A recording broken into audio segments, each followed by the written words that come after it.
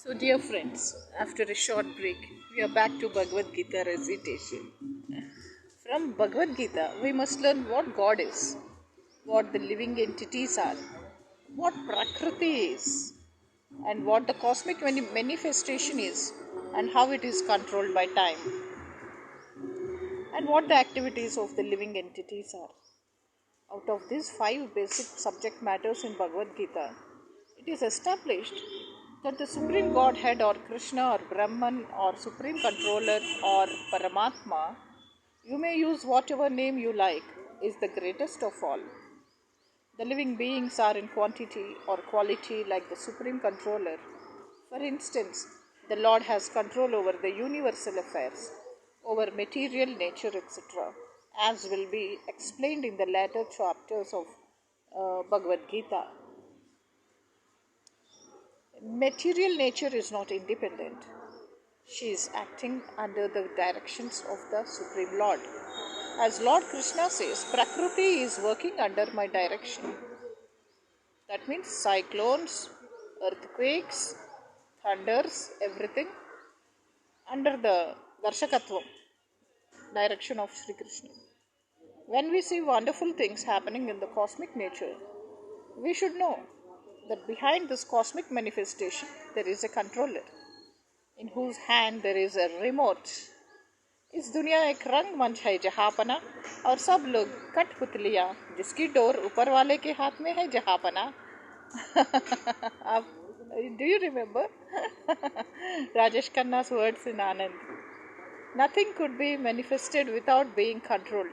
It is childish not to consider the controller. For instance, a child may think that an automobile is quite wonderful to be able to run without a horse or another animal pulling it. But a sane man, knows the nature of the automobile's engineering arrangement. He always knows that behind the machinery there is a man, a driver. And similarly, the Supreme Lord is a driver under whose direction everything is working. Now the jivas or the living entities have been accepted by the Lord, as we will note in the later chapters, as his parts and parcels. A particle of gold is also gold. A drop of water from the ocean is also salty. And similarly, we, the living entities, being part and parcel of the Supreme Controller, Ishvara or Bhagwan, Lord Sri Krishna, have all the qualities of Supreme Lord in minute quantity because we are minute Ishvaras, subordinate Ishvaras. Like while doing the blood test, they test only one drop of a small molecule of blood, not the entire body's blood in buckets and buckets and tankers. So, we are trying to control nature, as presently we are trying to control space or planets. And this tendency to control is there because it is Sri Krishna. But although we have a tendency to lord it over material nature, we should know that we are not the supreme controller. This is explained in Bhagavad Gita. What is material nature? इस दुनिया में अपना हक क्या है? This is also explained in Gita as inferior prakriti, inferior nature. The living entity is explained as the superior prakriti. Prakriti is always under control, whether inferior or superior. Prakriti is female and she is controlled by the Lord, just as the activities of a wife are controlled by the husband. My child always says, I'm having superiority complex because I always complain that she is a patient of inferiority complex. Prakriti is always subordinate, predominated by the Lord, who is the predominator. The living entities and material nature are both predominated, controlled by the Supreme Lord. According to the Gita, the living entities, although parts and parcel of the Supreme Lord, are to be considered Prakriti. This is clearly mentioned in the 7th chapter, 5th verse of Bhagavad Gita. So, this Prakriti is my lower nature. Prakritim Vidhi. This is the biggest sloka which people adore. And beyond this, there is another Prakriti Jiva Bhutam, the living entity. Prakriti itself is constituted by three qualities: the mode of goodness, the mode of passion, and the mode of ignorance. Above these modes, there is eternal time, and by a combination of these modes of nature and under the control and purview of eternal time, there are activities which are called karma. These activities are being carried out from time immemorial, and we are suffering or enjoying the fruits of our activities. For instance, suppose I am a businessman and have worked very hard and intelligence and have amassed a great bank balance. Then I am an enjoyer. I don't know whether enjoying means paying income tax or something else also. But then say I have lost all my money in business or children fought and took it. Then I am a sufferer, isn't it? Not a beggar like Sumitra, Suman, Prabha, Sarita, and all current women whose children are to be destroyed and burnt into ashes very soon in reality, urgently, on this spot. Similarly, in every field of life, we enjoy the results of our work and we suffer the results. This is called karma.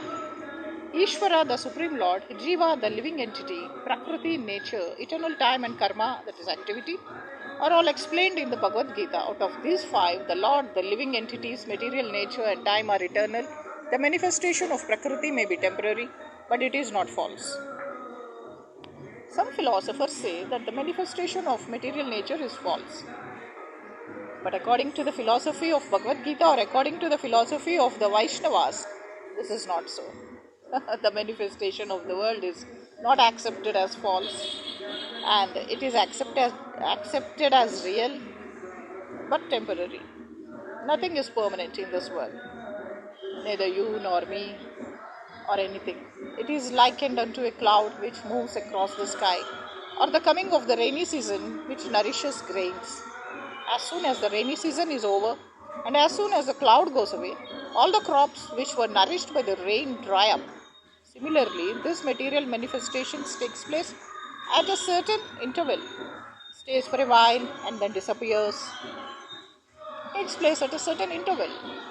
This material manifestation, similarly, it shows its own appearance and disappears.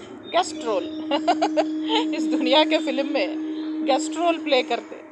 So therefore Prakriti is eternal. Such are the workings of Prakriti, but this cycle is working eternally. It appears, disappears, it stays for a while. So the Lord refers to this as my Prakriti. That means His creation. He is the mentor. Therefore Prakriti is eternal and it is not false. And Lord refers to this as His Prakriti, His own creation and His own manifestation. And this material nature is the separated energy of the Supreme Lord.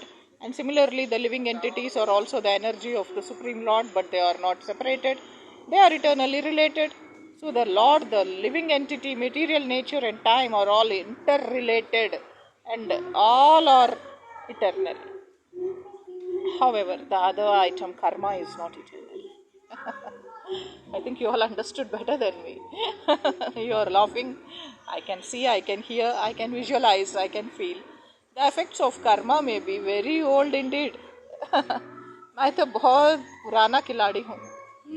We are suffering or enjoying the results of our activities from time immemorial, but we can change the results of our karma or our activity, and this change depends on the perfection, protection of our knowledge. We are engaged in various activities. Undoubtedly, we do not know what sort of activities we should adopt or gain relief from the actions and reactions of all these activities, but this also explained in the Bhagavad Gita. ऐसा कहो कि भगवद गीता में क्या नहीं है, सब कुछ है, everything. The position of Ishvara is that of supreme consciousness. The jivas or the living entities, being parts and parcels of the Supreme Lord, are also conscious. Both the living entity and material nature are explained as Prakriti, the energy of the Supreme Lord, but one of the two, the jiva, is conscious. The other Prakriti is not conscious. ऐसा है कि twins born हुआ और उसमें एक जिंदा है, एक अपस्मारक स्थिति में है. That is the difference. Therefore, the jiva, Prakriti, is called superior. ऐसा क्यों है? ऐसा क्यों है बोले तो, because jiva has consciousness which is similar to the Lord's. Like me, I am similar to Lord Krishna. Because I am similar to Lord Krishna, I have consciousness. Because I have consciousness, I am Jiva, alive. The Lord's supreme consciousness is really the ultimate. However, one should not claim that the Jiva, the living entity, is also supremely conscious. The living being cannot be supremely conscious at any stage of his perfection. And the theory that he can be so is a misleading theory. Conscious he may be, but he is not perfectly or supremely conscious. That means he is more conscious. इसका मतलब ये है हम conscious है, हम भी कृष्णा जैसा है. I am Jiva. I have all the consciousness. Supreme consciousness is Sri Krishna. Like I am a teacher, he is headmaster. I am a lecturer, he is principal. The distinction between the Jiva and the Ishvara will be explained in the 13th chapter of Bhagavad Gita.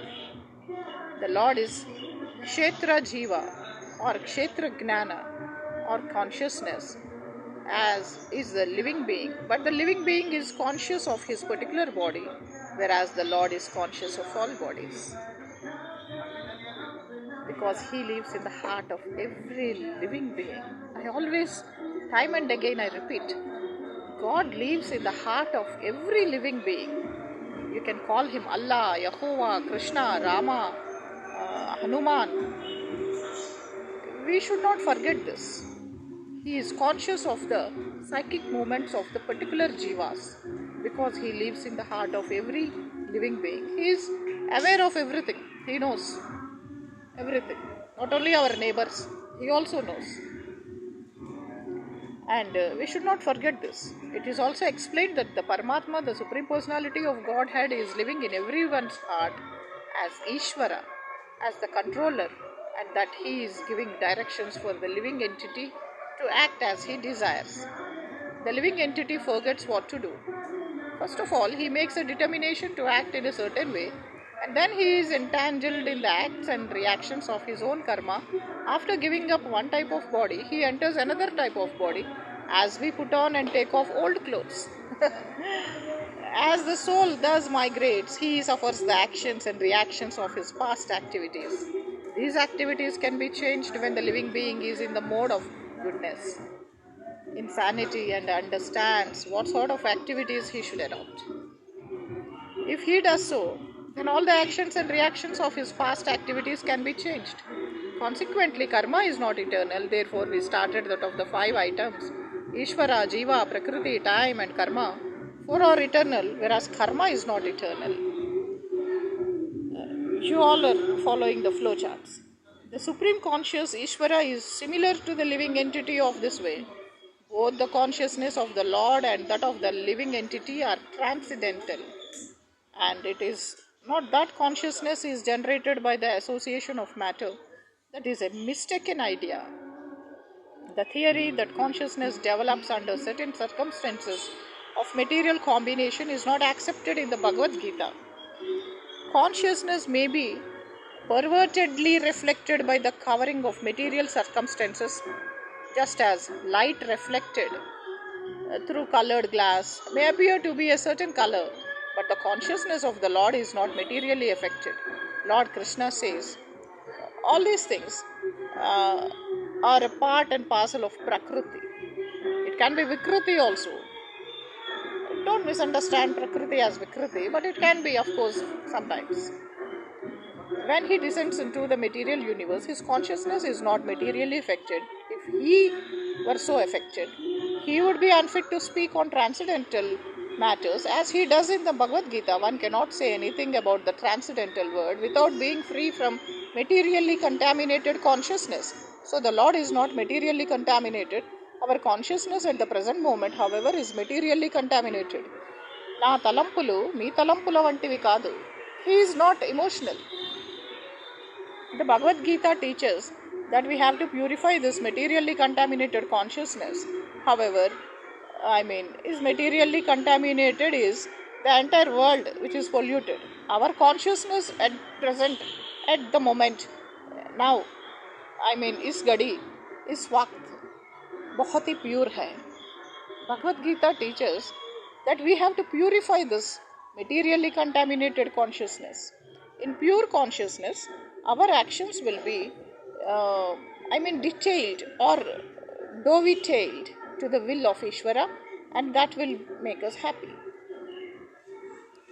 It is not that we have to cease all activities. Rather, our activities are to be purified, and purified activities are called bhakti. Activities in bhakti appear to be like ordinary activities, but they are not contaminated. An ignorant person may see that a devotee is acting or working like an ordinary man, but such a person with a poor fund of knowledge does not know that the activities of the devotee or of the Lord are not contaminated by impure consciousness or matter. They are transcendental to the three modes of nature. We should know, however, that at this point our consciousness is contaminated. When we are materially contaminated, we are called conditioned. False consciousness is exhibited under the impression that I am a product of material nature. This is called false ego. Like I now spelt, renounced in a different mandalika. One who is absorbed in the thought of bodily conceptions cannot understand his situation. Bhagavad-gita was spoken to liberate one from the bodily conception of life. And Arjuna put himself in this position in order to receive this information from the Lord. One must become free from the bodily conception of life. That is a preliminary activity for the transcendentalist. One who wants to become free, who wants to to become liberated. जिसको सारे संसार के दुख सागर